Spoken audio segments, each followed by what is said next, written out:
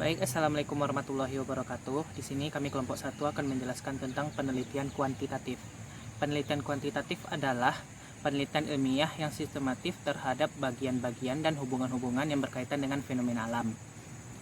Tujuan dari penelitian kuantitatif ini adalah penelitian ini menggambarkan dengan menggunakan metode-metode matematis dan metode teori hipotesis yang berkaitan dengan fenomena alam itu sendiri. Contohnya, penelitian ini bisa menggunakan data-data seperti data Microsoft Excel, data melalui SPSS, dan lain-lainnya. Selanjutnya itu adalah proses penelitian kuantitatif. Ada beberapa proses di dalam penelitian kuantitatif, yaitu yang pertama itu adalah latar belakang masalah. Latar belakang masalah di sini adalah bagaimana cara kita untuk mencari bagaimana data-data tersebut agar terdapat latar belakang yang konkret terhadap masalah yang akan kita teliti. Lanjut, yang kedua itu adalah rumusan masalah. Rumusan masalah di sini bertujuan untuk mendapatkan hasil-hasil dari apa yang terdapat di latar belakang tersebut. Yang ketiga ada landasan teori. Landasan teori di sini adalah apa menjadi dasar atau landasan kita dalam meneliti sesuatu hal.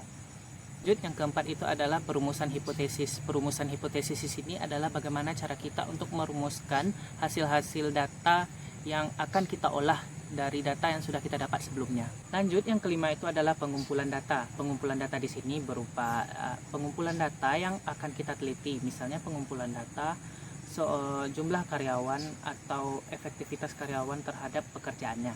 Jadi sampelnya di sini kita mengumpulkan datanya adalah karyawan, dan jenis sampel yang kita gunakan adalah metode yang tepat seperti metode kuesioner dan lain-lainnya. Setelah kita mengumpulkan data, setelah itu kita menganalisis data tersebut. Jadi kita memilah data-data tersebut apakah sesuai dengan yang kita inginkan atau tidak. Selanjutnya itu langsung pembahasan hasil dari data tersebut, apakah hasilnya itu optimal atau tidak dari data yang telah kita teliti. Dan setelah itu kita buat kesimpulannya. Jadi kesimpulan di sini adalah bagaimana cara kita mendapatkannya agar dapat data tersebut sesuai dengan apa yang kita harapkan. Strukman pada tahun 1988 menambahkan, rumusan masalah yang baik adalah yang menyatakan hubungan antara dua variabel atau lebih, atau menurut penulis tidak harus dinyatakan. Dinyatakan dalam bentuk kalimat tanya atau alternatif yang secara implisit mengandung pertanyaan. Misalnya, tujuan dari penelitian ini adalah untuk mengemukakan apakah ada hubungan antara ini dengan yang ini. Yang selanjutnya adalah bentuk-bentuk rumusan masalah penelitian. Bentuk-bentuk rumus masalah penelitian ini dikembangkan berdasarkan penelitian menurut tingkat eksplanasi yang dikemukakan pada sebelumnya. Karena pada dasarnya hasil penelitian ini digunakan untuk menjelaskan fenomena berdasarkan data yang terkumpul, yaitu yang pertama, rumusan masalah deskriptif. Rumusan masalah deskriptif adalah suatu rumusan masalah yang berkenan dengan pernyataan terhadap keberadaan variabel sendiri, baik hanya pada suatu variabel atau lebih, bukan variabel independen. Karena kalau variabel independen selalu dipasangkan dengan variabel dependen. Jadi dalam penelitian ini, peneliti tidak membuat perbandingan variabel pada sampel yang lain, yang mencari hubungan variabel dengan variabel yang lain. Penelitian semacam ini untuk selanjutnya dinamakan dengan penelitian deskriptif. Penelitian deskriptif merupakan penelitian yang populer dalam bidang bisnis. Contoh rumusan masalah deskriptif adalah, contohnya, seberapa tinggi produktivitas kerja karyawan. Adalah, contohnya, seberapa tinggi produktivitas kerja karyawan. Yang kedua, contohnya, seberapa baik interaksi kerja karyawan di industri A. Yang selanjutnya, rumusan masalah komparatif. Rumusan masalah komparatif adalah suatu pertanyaan penelitian yang bersifat membandingkan keadaan suatu variabel atau lebih pada dua atau lebih sampel yang berbeda. Yang selanjutnya adalah rumusan masalah asosiatif. Rumusan masalah asosiatif adalah suatu pertanyaan penelitian yang bersifat menanyakan hubungan antara dua variabel atau lebih, seperti ada 3 bentuk hubungannya, yaitu yang pertama hubungan simetris. Hubungan simetris adalah suatu hubungan antara dua variabel atau lebih yang kebetulan munculnya bersama. Jadi bukan hubungan kausal maupun interaktif. Yang kedua, hubungan kausal. Hubungan kausal adalah hubungan yang bersifat sebab akibat. Jadi di sini ada variabel independen atau variabel yang mempengaruhi dan variabel dependen atau yang dipengaruhi. Yang selanjutnya hubungan interaktif atau resiprokal atau timbal balik. Hubungan interaktif atau resiprokal adalah hubungan yang saling mempengaruhi. Di sini tidak diketahui mana variabel dependen, mana variabel dan dependen.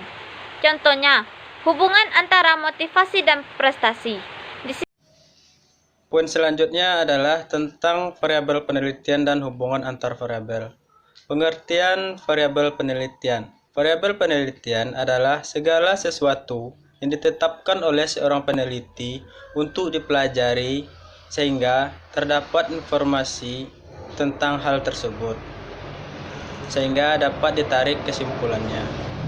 Secara teoritis, variabel dapat didefinisikan sebagai atribut seseorang atau objek yang mempunyai variasi antara satu orang dengan orang yang lain atau satu objek dengan objek yang lain.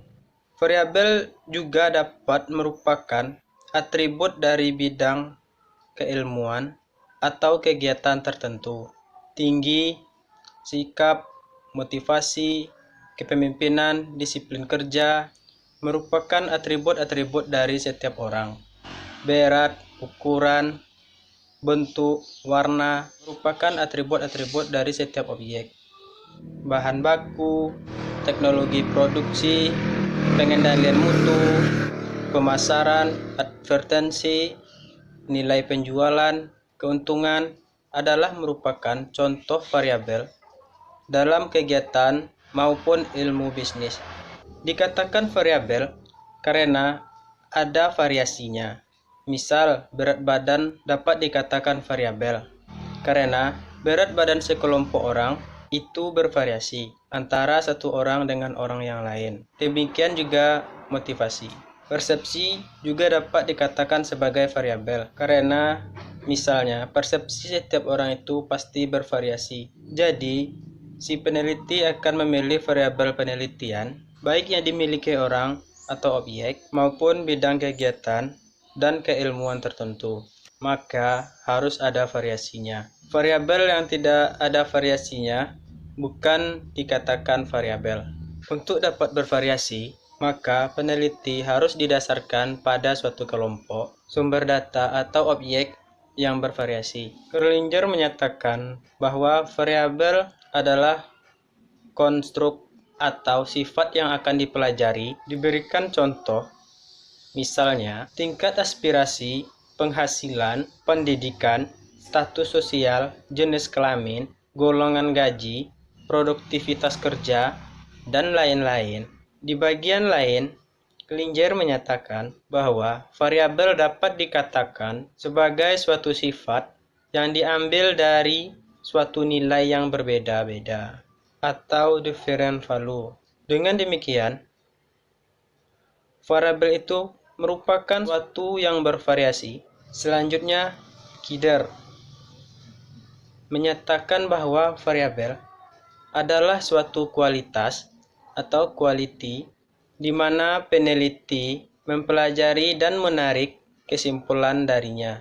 Berdasarkan pengertian-pengertian tersebut, maka dapat dirumuskan Variabel penelitian adalah suatu atribut atau sifat atau nilai dari orang, objek, atau kegiatan yang mempunyai variasi tertentu yang ditetapkan oleh peneliti untuk dipelajari dan ditarik kesimpulannya.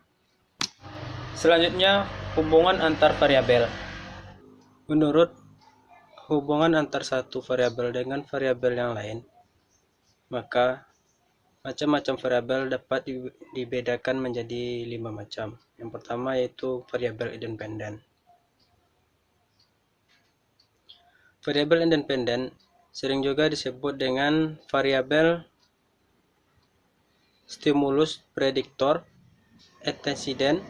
Dalam bahasa Indonesia, variabel independen sering juga disebut dengan variabel bebas. Variabel bebas adalah variabel yang merupakan variabel yang mempengaruhi atau yang menjadi sebab timbulnya variabel terikat atau variabel dependen. Dalam SEM, variabel independen disebut sebagai variabel eksogen. Yang kedua, variabel dependen. Variabel dependen sering juga disebut dengan variabel output, variabel kriteria, variabel konsekuen. Dalam bahasa Indonesia, variabel dependen sering juga disebut sebagai variabel terikat. Variabel terikat adalah variabel yang dipengaruhi atau yang menjadi akibat karena adanya variabel bebas. Dalam SEM, variabel dependen disebut sebagai variabel endogen. Yang ketiga, variabel moderator. Variabel moderator adalah variabel yang mempengaruhi kuat atau lemahnya suatu hubungan variabel independen dan dependen. Misal, hubungan suami dan istri akan lebih kuat jika mempunyai anak, dan akan semakin renggang kalau mempunyai orang ketiga yang ikut mencampurinya. Di sini, si anak adalah sebagai variabel moderator yang memperkuat suatu hubungan, dan si pihak ketiga adalah sebagai variabel moderator sebagai yang memperlemah hubungan. Yang ketiga, variabel intervening. Variabel intervening adalah variabel yang secara teoritis yang mempengaruhi hubungan variabel independen dan variabel dependen, namun tidak dapat diamati dan diukur. Variabel ini merupakan penyela antara yang terletak pada variabel independen dan dependen, sehingga variabel independen tidak langsung mempengaruhi perubahannya atau timbulnya variabel dependen. Contoh, tinggi rendahnya penghasilan seseorang akan mempengaruhi secara tidak langsung terhadap harapan hidup. Hal ini ada variabel di antaranya, yaitu yang berupa gaya hidup seseorang, antara variabel penghasilan dengan gaya hidup. Yang selanjutnya, yang kelima, yaitu variabel kontrol. Variabel kontrol adalah variabel yang dikendalikan atau dibuat konstan sehingga variabel independen terhadap variabel dependen tidak dipengaruhi oleh faktor luar yang diteliti. Variabel kontrol sering digunakan oleh peneliti bila akan melakukan penelitian yang bersifat membandingkan melalui penelitian eksperimen. Contoh, jenis pendidikan akan mempengaruhi keterampilan pemasaran. Jadi, itulah hubungan-hubungan antar variabel. Saya ucapkan terima kasih. Assalamualaikum warahmatullahi wabarakatuh.